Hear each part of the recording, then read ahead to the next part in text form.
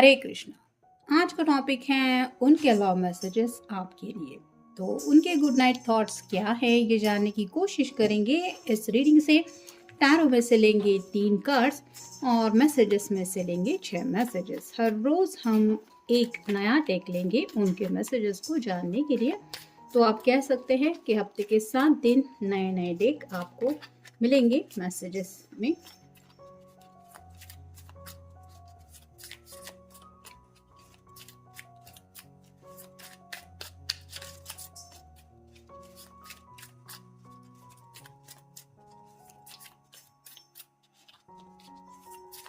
हर एक डेक में मोस्टली 100 से भी ज़्यादा मैसेजेस रहते हैं। ऐसे डेक है तो हम ज़्यादा से ज़्यादा कोशिश करेंगे उनके जज्बात आपके लिए क्या है, स्पेशली नाइट टाइम के वक्त।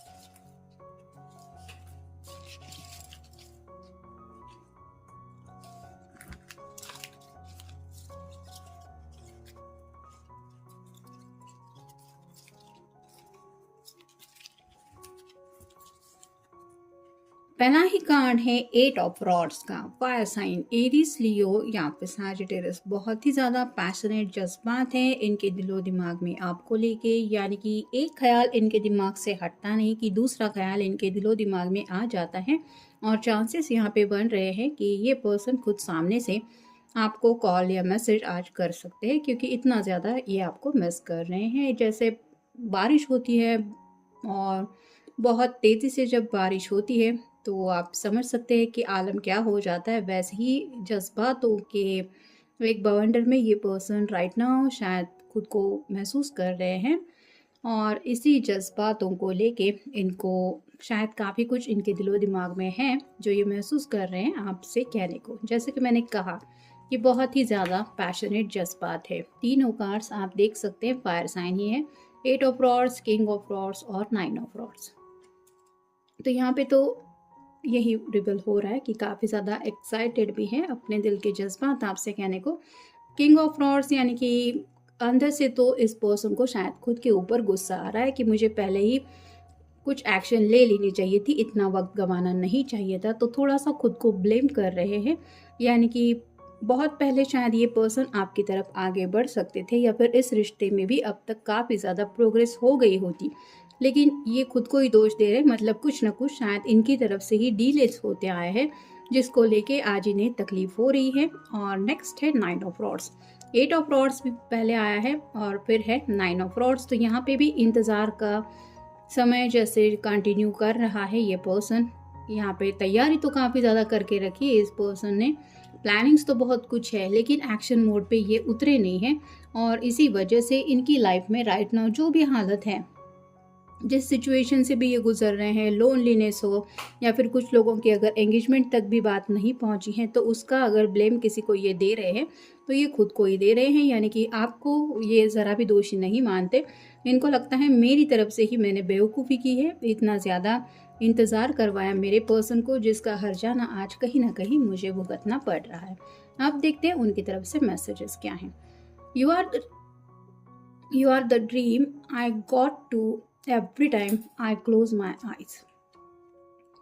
तो हर रात जब भी शायद ये पर्सन सोने की कोशिश करते हैं और अपनी आंखें मूंद भी लेते हैं, तो उनका जो सपनों का सिलसिला कंटिन्यू शुरू होता है वो सिर्फ और सिर्फ आप ही से जुड़ जाता है। यानी कि हर रात शायद ये पर्सन सपने में आपसे कनेक्ट होते रहते हैं, और ये इसलिए भी होता होगा क्योंकि ये पर्सन जब रिलैक्स होने की कोशिश करते हैं तो आपके अलावा इनके दिलो दिमाग में और किसी का ख्याल नहीं आता, और इसी का असर उनके सपनों में भी उनको दिखाई देता है।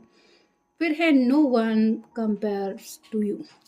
तो आपकी कंपैरिजन ही किसी से नहीं हो सकती, यानी कि आप इनके लिए कितने स्पेशल हैं ये वो दिल से महसूस करते हैं। लेकिन कहते हैं ना कि हम जिसको भी अपना समवन स्पेशल मानते हैं, उसके बारे में अगर कोई हमें बोल दे कि आपको ये पर्सन क्यों अच्छा लगता है, तो वही सब बातें हम ज़ुबान से नहीं कह पाएँगे, जो दिल उस पर्सन के लिए महसूस करता है। वैसे ही इस पर्सन का भी हाल शायद होता है और इन्हें ये एहसास भी हो रहा है कि आपकी कंपैरिज़न ही किसी से नहीं हो सकती।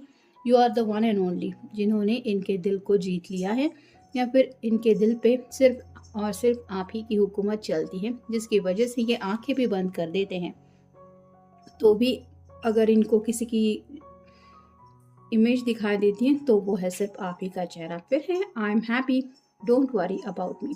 तो उन्हें पता है कि शायद आप दोनों की काफ़ी वक्त से बातचीत हो नहीं पा रही जैसे पहले होती थी, और उन्हें ये भी एहसास है कि आपको फ़िक्र होती होगी उनकी। तो ये अपनी तरफ से ही आपको मैसेज देना चाहते हैं कि वो खुश हैं, आप उनकी फ़िक्र ना करें। यानी कि कहीं न कहीं अगर ये आपके इर्द-गिर्द ही खुद को महसूस करते हैं, आपके ख़्यालों में खुद को खोया हुआ महसूस करते हैं, तो उन्हें वो अकेलापन महसूस नहीं होता, जो ये रेगुलर बेसिस पे शायद काम के वक़्त फ़ील करते हैं। और इसीलिए ये शायद टेलीपैथिकली आपसे कहना चाहते हैं कि मेरे बारे में प्लीज़ फ़िक्र मत करो, मैं ठीक हूँ या फिर मैं खुश हूँ। नेक्स्ट है thank you for the reason I smile. तो यहाँ पे तो बात आ रही है कि वो दिल से आपको शुक्रिया अदा करना चाहते हैं, क्योंकि उनकी मुस्कुराहट की वजह अगर कोई है, यानी कि आपकी तस्वीर भी देख के शायद ये पर्सन मुस्कुराते हैं, उनको ये एहसास होता है कि ये पर्सन मेरी ज़िंदगी में है। यानी कि आपके दिल में उनके लिए जो जज़्बात हैं वो उनसे छुपे नहीं हैं, और इसीलिए ये आपको थैंक यू कहना चाहते हैं, उस प्यारी सी मुस्कुराहट को हमेशा इनके चेहरे पे रहने देने के लिए। फिर है I think about you day and night. यहाँ पे तो वही बात आ रही है, काम में दिन भर में शायद ये पर्सन बिजी रहते हैं और रात को सोने की भी कोशिश करते हैं, क्योंकि दिन भर के थके हुए होते हैं, फिर भी ये आपके बारे में सोचना बंद नहीं कर पाते। I think about you day and night, तो दिन हो या रात हो, ये आपके बारे में सोचते हैं। और ये क्यों सोचते हैं? क्योंकि आपसे प्यार जो करते हैं। और फाइनल कार्ड है आई नो यू मिस मी। तो उन्हें पता है, आप भले ही उनको मैसेज करें ना करें, कॉल करें ना करें, अपनी ज़ुबान से बोले या ना बोले, उन्हें पता है कि आप भी उनको मिस करते हैं। और ये जैसा कि मैंने कहा कि हार्ट टू हार्ट कनेक्शन जब किसी के साथ फील होता है, तो इंसान चाहे तो भी उस पर्सन को दिलो दिमाग से हटा नहीं पाता, और यही इस पर्सन की हालत हो जाती है। इसलिए जब भी सोने की कोशिश करते हैं, आपकी प्यारी सी शक्ल उनके चेहरे आँखों के सामने से हटती नहीं है, जिसकी वजह से उसी एहसास को फ़ील करते हुए ये नींद के आगोश में शायद चले जाते हैं। लेकिन ये पर्सन आपको याद किए बिना दिन और रात रह नहीं पाता, ये ज़रूर सच है। तो ये था आज का रीडिंग। Good night.